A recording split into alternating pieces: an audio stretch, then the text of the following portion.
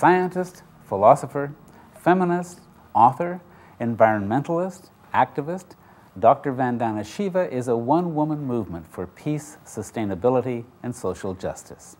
22 years ago, I was invited to a meeting in Geneva called The Laws of Life. It was on the new biotechnologies. And scientists like me were there, the industry was there, United Nations people were there. And the industry laid out its agenda for the future. And the agenda was, we will be 5 companies controlling food and health. And the means of control will be acquiring other companies, becoming big giants, genetic engineering, and patenting. When I heard that, I said, I've got to figure out what's going on. And they also said that at that point, the GATT, the General Agreement on Trade and Tariffs, which later became the WTO, would be the instrument of conquest. So I monitored every paragraph of what was going on in this treaty. I learned and taught myself intellectual property rights issues and kept my eyes and ears open. So when a biotechnology journal said the world's first use of neem, I thought of my grandmother. And I said, oh my God, they're stealing our grandmother's knowledge now. Same with the basmati. And I think it took citizen vigilance to even track this. Otherwise, they'd have got away with this. And before we knew it, we would be paying royalties for everything of daily use. And these royalties have very high costs. In India, the introduction of genetically engineered cotton seed, BT cotton, which has a royalty connected to it, and the price shot up from 7 rupees to 1,700 rupees. It has led to such high levels of indebtedness for farmers that 200,000 Indian farmers have committed suicide in 10 years alone. Now, this is just the beginning of these monopolies. If we don't stop it, it's going to be ecocide and genocide on a scale we have not known, because what they're appropriating is the very basis of the provisioning of life, the very basis through which life provides life. Basically, seizing the right to grow food. Absolutely. And licensing it to the rest. Yeah, seizing the right to grow food, but I think it's deeper, because I've had this conversation with these corporations now, 2 decades and more, and 2 conversations stick in my head. The first is, when the hybrid seed that Cargill, which today is the world's biggest grain trading company, but its seed wing has been now bought up by Monsanto, which is the world's biggest seed company. Well, 92 Cargill seeds failed in India. They were hybrid sunflower seeds.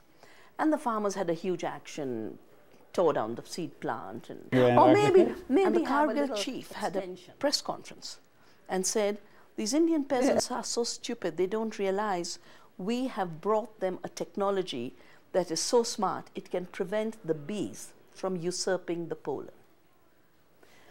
Now, for these companies, it's not just preventing the farmer from having the right to seed. For them, the pollinators that give us food are thieves.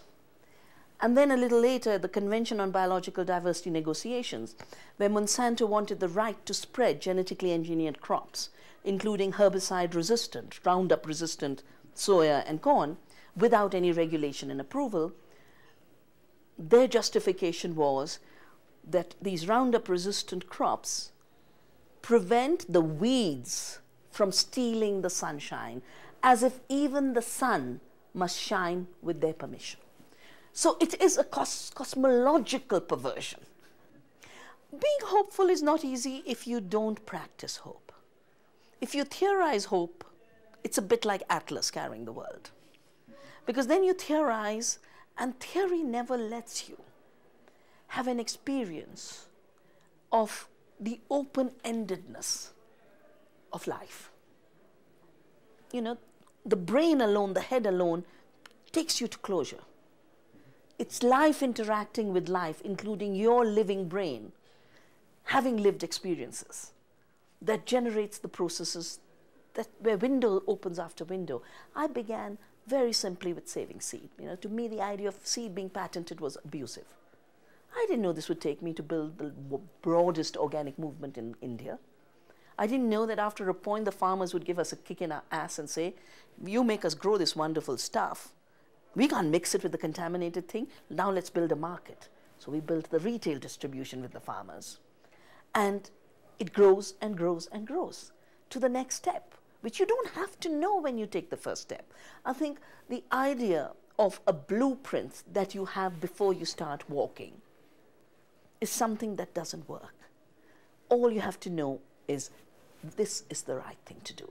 And one step will create the opening for the next step, will create the opening for the third step, which is why Gandhi said you've got to be the change you want to see.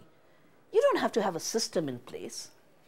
You don't have to have a mass line laid out for you. Everyone doing their little bit adds up to many people doing many bits. And that's what creates movements of transformation. The Green Interview is co-produced and directed by Chris Beckett, with the generous cooperation of Mount St. Vincent University in Halifax, Nova Scotia. For The Green Interview, I'm Silver Donald Cameron. See you next time.